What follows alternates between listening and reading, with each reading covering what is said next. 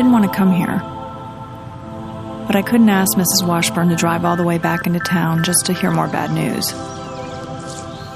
Her daughters suggested meeting them halfway, and this place was it. The stock they sold you is basically worthless. Either the companies don't exist or they've never heard of Lowen Michaels Investments. Oh, I should have known better. I started getting these investment offers in the mail shortly after my husband died.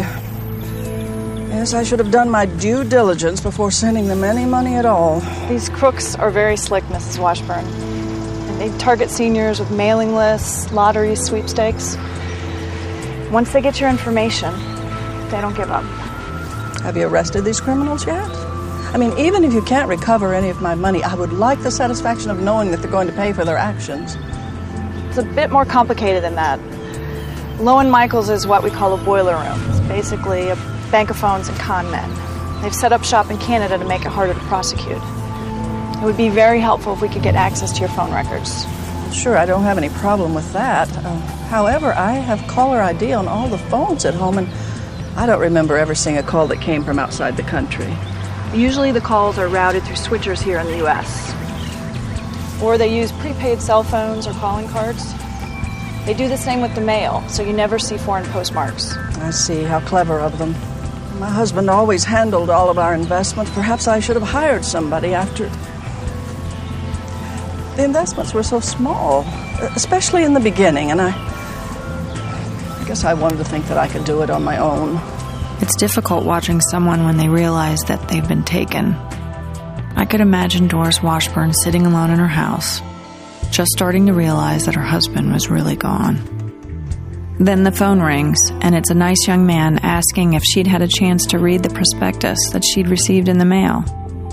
She probably explained that she hadn't had time since her husband had only recently passed away. The con man would have then stopped talking about investments altogether. He'd spin some story about losing his aunt or sister. They might have talked for an hour or more without him ever once asking for money. By the time they'd hung up, Doris Washburn might have thought she'd made a new friend. The next time he called, she'd be happy to make a small investment. Is there anything else you can recall that might help us? Did you speak to anyone else besides Matthew Raines? Yes, I spoke to his supervisor on at least 2 occasions. And if anything, he was even more charming than Mr. Raines. I remember he always asked how my daughter was holding up. Mom, I'll get the car. Oh, all right, honey. I believe his first name was Richards or Richardson, something like that. I know I have it written down at home. I'm very careful about taking good notes. I believe his first name was Park. Park Richards? Park Richards. Park Richardson. Park Richardson.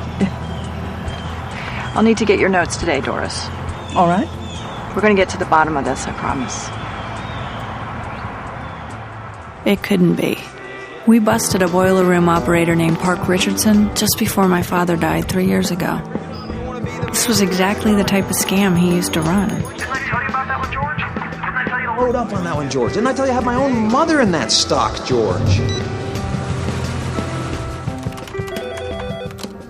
Got her. Hey, Alan. Hey, what's up? Can you run a check with Marshalls and see if Park Richardson is still locked up. Richardson? Isn't that the guy that was running that investment scam? The one your father's friend was mixed up in? Yeah, that's him. I'm working a U.S.-Canadian cross-border case. Uh-huh. Sounds like his M.O. If it It's is him, it might make extradition easier. Gotcha. I know the U.S. attorney would love to get him back. So would I. Yeah, let me check with the marshals. Great. Give me about 20 minutes, okay? Thanks. Great. It didn't take long to find out Park Richardson was released from prison 4 months ago. While he was inside the joint, he must have picked up some new tricks. We've gotten good at finding and busting boiler rooms in the U.S., so their newest wrinkle is taking their operations across the border, sometimes to Canada, Latin America, or an offshore island. But as fast as they can change their tactics, so can we. The Phone Busters National Call Center is a Canadian telemarketing fraud complaint organization. We now routinely work with Canada on cross-border fraud schemes. I called one of my contacts there and gave him all I had on Lowen Michaels and my suspicions about Park Richardson. I got it. 2 days later, an email brings me a passport photo of a man named Park Richards, who's in Canada on a tourist visa. You checked out. Yeah. The photo confirms it's our guy. Knowing the city he's in helps, and within a few days, Canadian law enforcement has tracked down the location of the boiler room in Montreal. Takes time for the Canadians to build their case, get the warrants, make the arrest. But I don't mind waiting. The look on Park Richardson's face is going to make it all worthwhile. You can't keep me here. I'm an American citizen. I demand to speak to someone with the U.S. Embassy. Like pronto. This is all just a big mistake. A misunderstanding. The French-English thing you guys have. Park Richardson, remember me? At your trial, I told you should try a new line of work. This one has too many occupational hazards. Listen, no matter what they think I've done here, it happened in Canada. So it's none of your business. Except your victims are in the U.S., and you use the U.S. mail to get to them. That makes it my business. Look, this is all just a big mistake. I just came to help a friend of mine start up a small company. None of this is even in my name. We're extraditing you to the U.S. to face mail fraud charges. Well, plenty of time to sort it all out. About 10 years. Let's go, Park. Yeah, see you in court.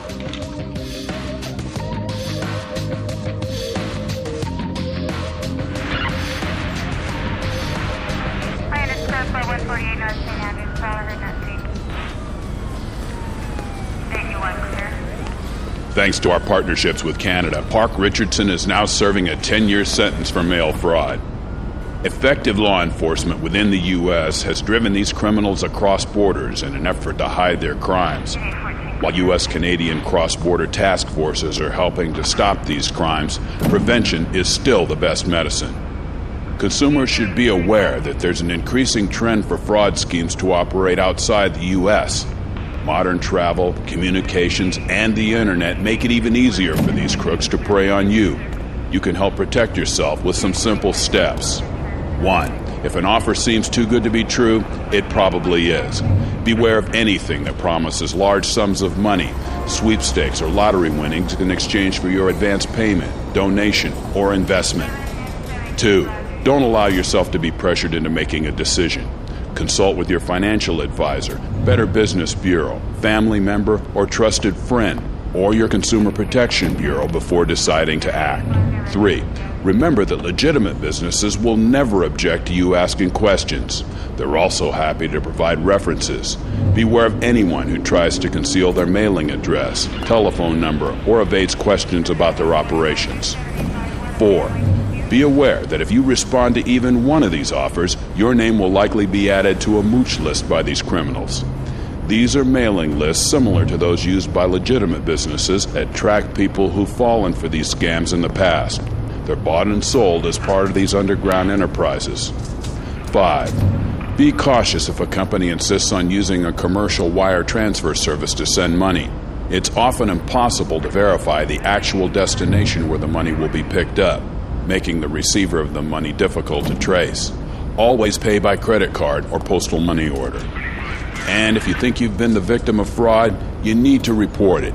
These reports are vital in helping to track down these criminal operations, especially if they're operating outside the United States. You can contact your local postal inspector in the phone book or on our website at usps.com/postal inspectors. Cross-border fraud can be a world of trouble for its victims. Make sure that you're not one of them. The United States Postal Inspection Service would like to recognize our partners in law enforcement for their efforts in combating cross-border frauds. These include Project Colt in Montreal, the Toronto Strategic Partnership,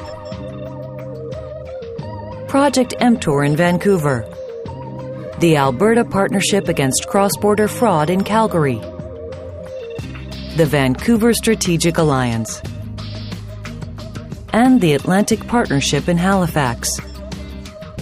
These task forces target criminals in Canada who operate fraudulent foreign lotteries, prize promotions, sweepstakes, advance payment loans, credit card, and internet scams. The Phone Busters National Call Center assists these partnerships in investigating and prosecuting criminals who commit cross-border and telemarketing fraud. Our ability to protect U.S. consumers is greatly enhanced by these partnerships, and we are grateful for their cooperation.